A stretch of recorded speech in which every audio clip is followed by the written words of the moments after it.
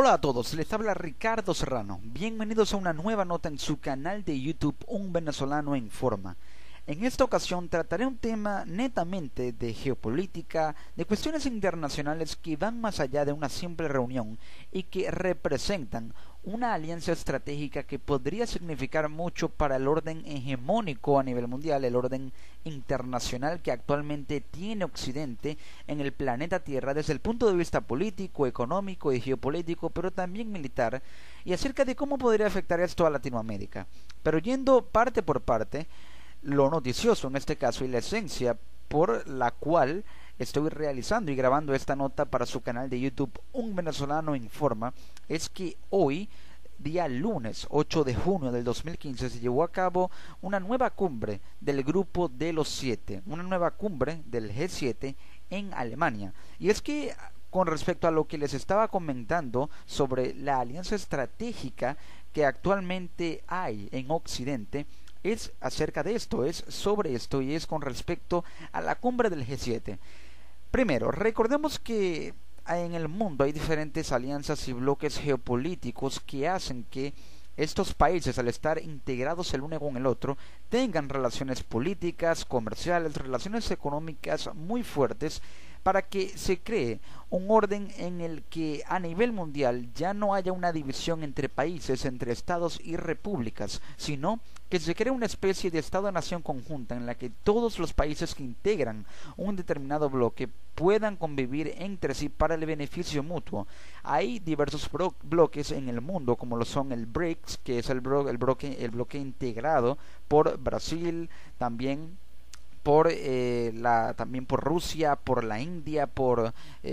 Sudáfrica. Estos bloques, también por China está integrado ese bloque, el bloque BRICS, y este tipo de bloques hace que haya una unión conjunta que permita que las relaciones comerciales fluctúen de una manera más, digamos, más beneficiosa y más estratégica, más ágil, para que las economías de los países que realmente necesitan de una alianza puedan verse beneficiadas. En América Latina tenemos el ejemplo de ALBA, del Mercosur, que es el mercado común del sur. Tenemos también el bloque de la UNASUR, que es más una alianza política que una alianza económica y geopolítica en sí, porque las alianzas económicas y los bloques económicos son, por ejemplo, el BRICS, también tenemos el ALBA, el Mercosur, también el grupo de los 5+1, pero aquí entra en juego el grupo de los 7, que es el G7. De hecho, hoy se dio una nueva reunión en Alemania del grupo de los 7. Pero para aquellos que no están familiarizados con este bloque, con esta alianza, vamos a dejarles muy en claro que el grupo de los 7, de hecho se denomina de esa forma, con el numerónimo G7, es un grupo informal de países del mundo cuyo peso político, económico y militar es tenido, aun por relevante a escala global. Es decir, son los países más industrializados, pero que también tienen un peso político, económico y militar que pueden ejercer una hegemonía no autoritaria ni totalitaria, sino una hegemonía que hace que la economía a nivel mundial pueda verse beneficiada y que haya un desarrollo sostenido a nivel mundial para el progreso de todos los países. Este grupo, el grupo de los 7 o el G7, está conformado por Alemania, Canadá, Estados Unidos, Francia, Italia, Japón y Reino Unido. Además, la Unión Europea cuenta con representación política en este grupo de los 7. Recordemos que están Francia e Italia, que son parte de la Unión Europea, así como Alemania. Entonces, este grupo actualmente estaba también constituido por Rusia. Rusia estaba en el grupo, pero por cuestiones de intereses, cuestiones políticas, cuestiones de sanciones para Rusia por su política agresiva y separatista, política exterior realmente muy fuerte y que ha marcado el inicio de conflictos muy peligrosos en Ucrania, más que todo en el este de Ucrania. Ha hecho que se le sancione de esa forma, excluyéndolo de este grupo de los 7 a Rusia. Pero ahora, el G7 y la cumbre del G7 más específicamente comenzó hoy en Alemania con atención sobre la crisis en Ucrania. Y es que Angela Merkel, la canciller de Alemania, y Barack Obama, el presidente de los Estados Unidos, estuvieron de acuerdo en mantener las sanciones a Moscú, la capital de Rusia, a Rusia en sí, mientras ésta no respete completamente los acuerdos de Minsk, acuerdos que se llegaron a establecer en la capital de Bielorrusia, en Minsk, con respecto a un cese bilateral del fuego en Ucrania, pero también con una línea que logre separar la línea de ataque, la línea de fuego de Rusia y de los grupos separatistas en Ucrania, para impedir que Rusia siga interviniendo en Ucrania. También con respecto a su soberanía se llegó a discutir en esta cumbre y se indicó por parte de la Casa Blanca esta premisa más tarde. Estos pactos, firmados en el mes de febrero entre los distintos bandos, preveían un alto al fuego que es violado regularmente, más que todo por Rusia. Y es que en el castillo del Mao en Alemania, Estados Unidos y la Unión Europea, también junto con Japón, reiteraron el domingo su firmeza ante Rusia en el conflicto ucraniano. El principal tema junto a la crisis griega de la cumbre del grupo de los 7 países más industrializados del mundo, que es el G7, que se celebró en Alemania el día de hoy, justo antes de compartir una cerveza sin alcohol, por cierto, y pretzels con la canciller Angela Merkel en el pueblecito alemán de Krün. El presidente estadounidense Barack Obama insistió en la fortaleza de la relación germano-estadounidense y en la necesidad de hacer frente a la situación en el este de Ucrania. Esto lo mencionó la agencia de noticias AFP. Un mensaje claro hacia el presidente ruso Vladimir Putin, excluido del círculo de las principales potencias industriales desde marzo del 2014. El encuentro bilateral de los dirigentes estuvo rodeado de folclore, bajo un sol espléndido y con las cumbres alpinas nevadas de fondo. Ambos estuvieron de acuerdo en mantener las sanciones a Moscú mientras no respete completamente los acuerdos de Minsk y la soberanía de Ucrania, indicó más tarde la Casa Blanca. Estos pactos fueron firmados en febrero, y es que también en una rueda de prensa separada, el presidente del Consejo Europeo, Donald Tusk,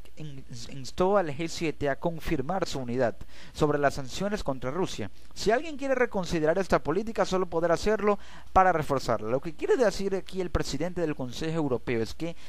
si alguien va a reconsiderar la política que hay en contra de Rusia, es decir, estas sanciones o este paquete de sanciones por parte de la Unión Europea contra Rusia, no es para derogar o para acabar con dicha política, sino para reforzarla, haciendo que se radicalice y que pueda ser más agresiva, para que la presión sea tanta que Rusia se vea obligada a perder posiciones en Rusia e ir aislándose debido a la presión externa que le ejerce la Unión Europea, y de esa forma evitar que siga exacerbando el conflicto en Ucrania. La situación tensa en Ucrania fue un tema muy importante en esta cumbre sobre el terreno en el este de Ucrania, que ha vivido en los últimos días un resurgimiento de la violencia. La situación seguía siendo tensa el domingo, según el ejército ucraniano. Un portavoz militar evocó el domingo el vuelo de drones y disparos de cohetes a medio camino entre el bastión rebelde de Donetsk y Mariupol. Son dos ciudades que forman parte del grupo separatista en Ucrania, última gran ciudad de la zona en conflicto bajo control del gobierno ucraniano. Según la misma fuente, 8 soldados ucranianos fueron heridos en las últimas 24 horas. Las autoridades separatistas, por su parte, dieron parte de 2 civiles heridos en Donetsk en un bombardeo atribuido al ejército ucraniano. En Baviera, donde está este pueblito de Krün, donde se llevaron a cabo las conversaciones y también la cumbre general del G7, la canciller alemana recibió poco después del mediodía al resto de los invitados, al presidente francés François Hollande, también al primer ministro británico David Cameron, el presidente del Consejo italiano Matteo Renzi, también el primer ministro japonés Shinzo Abe y su homólogo canadiense Stephen Harper, quien es el primer ministro de Canadá, para esta cumbre, que se celebró en el castillo de El Mao, en un hotel, que es un hotel de gran lujo, por cierto. Entonces, hay una fecha límite para Atenas. También se acordó en esta cumbre una fecha límite para Atenas, la capital de Grecia. Haciendo alusión al caso griego, Obama se refirió a la necesidad de los socios del G7 de encontrar los medios para mantener una Unión Europea fuerte y próspera. Igualmente presente, el presidente de la Comisión Europea, Jean-Claude Juncker, instó a Atenas a presentar nuevas propuestas de reforma a la mayor premura.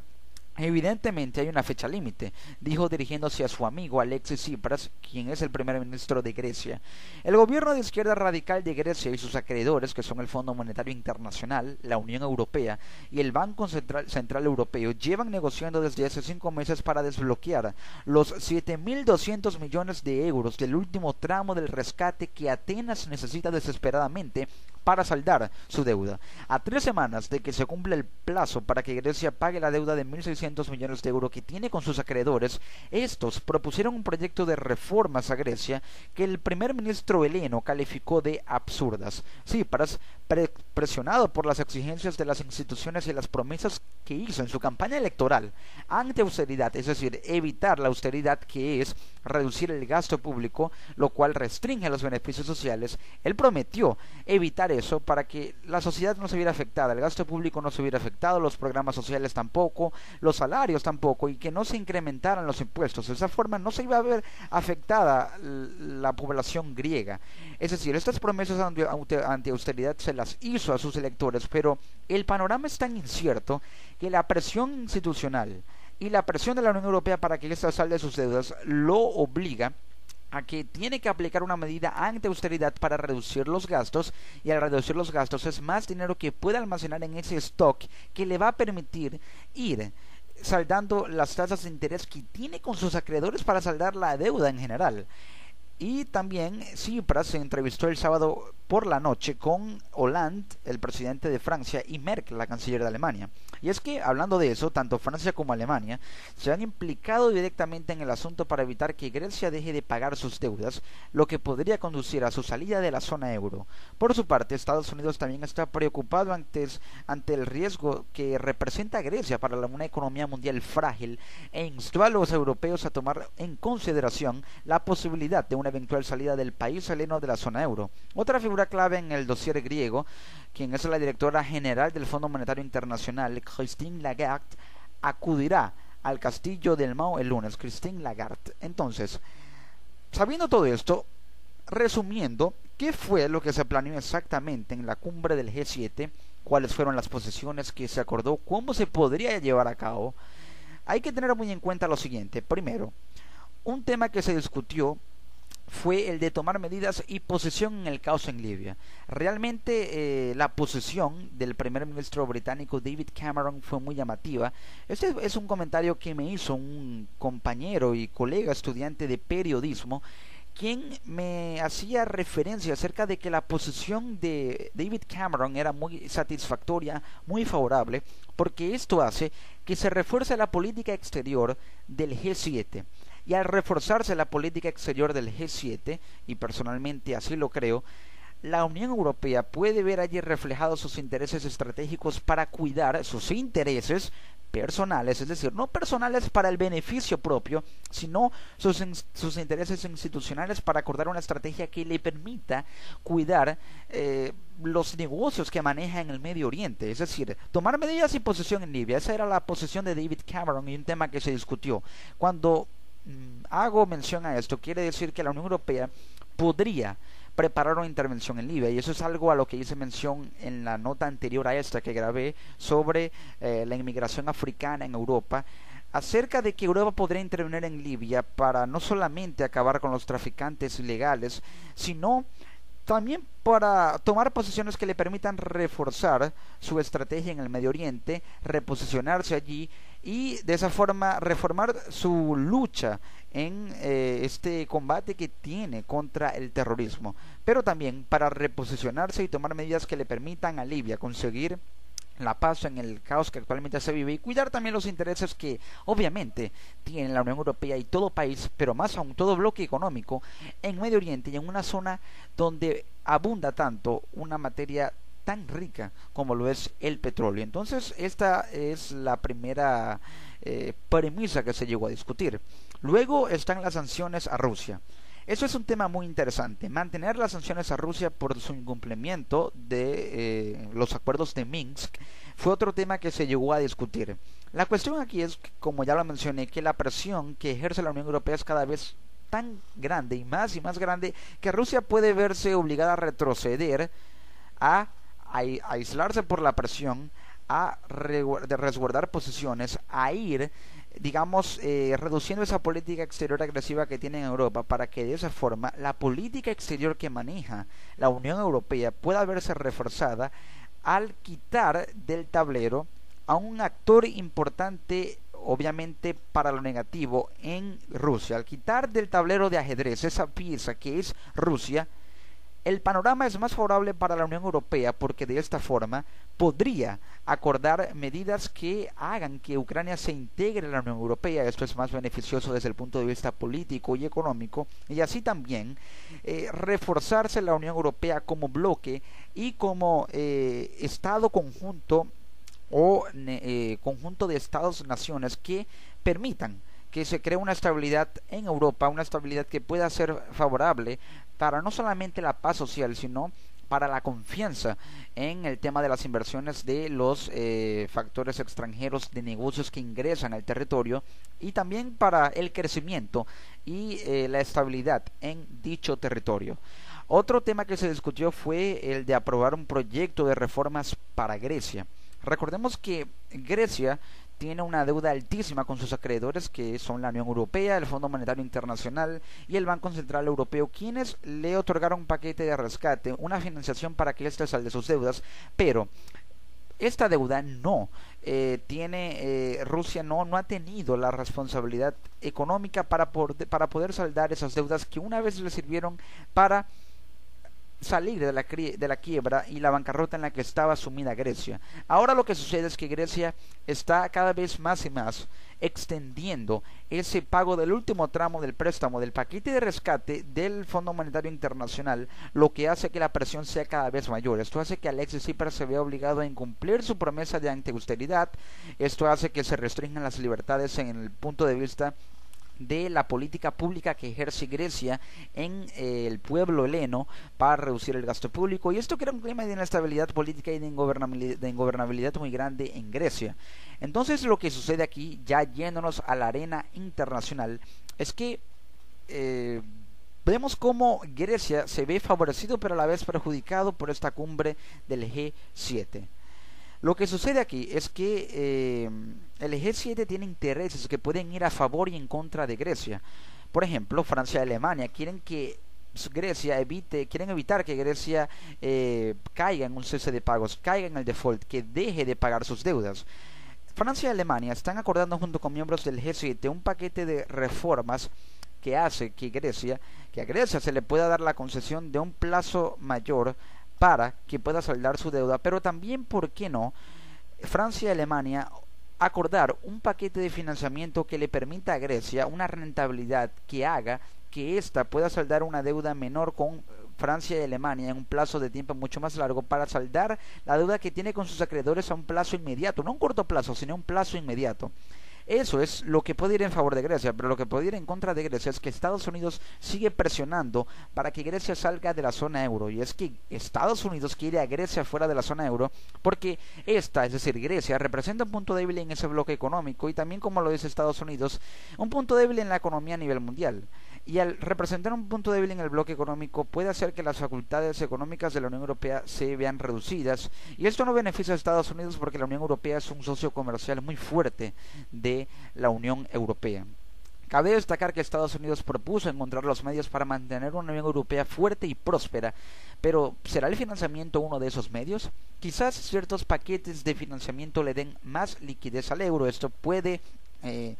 favorecer los acuerdos transpacíficos que hay entre Europa y Estados Unidos, y así hacer que se alíen más y que la alianza y la relación entre Estados Unidos y la Unión Europea, pero más aún entre el líder de la Unión Europea, que es Alemania, y Estados Unidos, se vean más coercionadas, y que de esa forma sean más sólidas. Ahora, el grupo de los 7 países, el G7, también, como ya lo he mencionado, podría acordar una política de contención contra Rusia en Ucrania, es decir, para seguir radicalizando su postura de esas sanciones contra Rusia, podría recurrir la Unión Europea a una medida militar, es decir, acordar una política de contención contra Rusia en Ucrania, es decir, enviar tropas que contengan a Rusia para que de esta forma no tenga acceso a los perímetros ucranianos y así evitar que siga exacerbando las tensiones en el territorio ucraniano. Una política de contención que es muy propio de lo que en algún momento llegó a conocerse como la doctrina Bush, la doctrina del expresidente de Estados Unidos, George W. Bush. Entonces, esto es algo también muy importante, un punto muy importante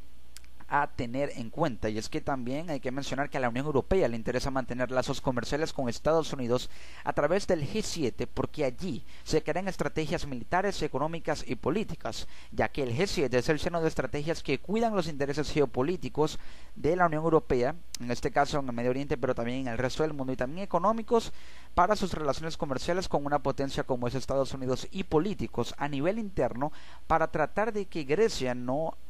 haga que se cree una inestabilidad, una ingobernabilidad interna en la Unión Europea, y de esa forma hacer que no salga de la Unión Europea para que ésta no pierda fuerza y evitar que Grecia deje de pagar sus deudas. Por último, un tema que llegó, bueno, no menos importante, pero sí muy interesante, es el que se acordó en el G7, ya que este se compromete a un mundo sin combustibles fósiles en este siglo. Y es que se acordó eliminar combustibles fósiles, también reducir las emisiones de CO2. Los 7 países también han indicado su disposición a aumentar sus contribuciones al Fondo Verde del Clima, que es un instrumento aprobado en 2009 para ayudar financieramente a los países en vías de desarrollo más afectados por los efectos del calentamiento global. El mecanismo debe estar dotado con $100.000 millones al año a partir del 2020, pero por el momento los compromisos anunciados no alcanzan esa cantidad. Merkel considera que los compromisos del G7 animarían a muchos países emergentes a realizar sus propios compromisos nacionales de reducción de emisiones de CO2 para la cumbre del clima en París. De esa forma se puede llegar a un consenso en el que los países reduzcan sus emisiones de CO2, se contribuye a reducir el calentamiento global, pero también a contribuir con que el ecosistema esté más sano, que no se vea tan perjudicado por la actual contaminación industrial que es generada a nivel mundial, y de esa forma, mediante el financiamiento del Fondo Verde del Clima a través de la cumbre del G7 y con representación de la Unión Europea, haya una política ambientalista más fuerte para que el ecosistema no se vea afectado por la creciente contaminación. Esto es lo que se discutió en un grupo tan importante a nivel geopolítico y a nivel internacional como el G7, que también puede servir de ejemplo para que las políticas que aquí se adopten en materia de seguridad, de economía y de política sean un modelo a seguir, para que se creen reformas que puedan reestructurar el sistema y la forma en la cual se legisla y se llevan a cabo políticas en los grupos latinoamericanos, en los bloques latinoamericanos, para que de esa forma, más que toda la economía se puedan ver acrecentadas y desarrolladas progresivamente en América Latina, y así tomar como ejemplo una cumbre y también una reunión de un grupo tan importante como lo es el G7 a nivel mundial, que dicta los nuevos patrones en el orden internacional para el crecimiento y también para el desarrollo a nivel mundial conjunto, no como estados y repúblicas independientes el uno del otro, sino como bloques que se integran para ayudarse los unos con los otros, ya que para eso está la humanidad y para eso está el prójimo, para ayudarse los unos con los otros. Amigas, amigos, les ha hablado Ricardo Serrano en una nueva nota para su canal de YouTube, Un Venezolano Informa. Nos encontramos en una próxima edición. Chao.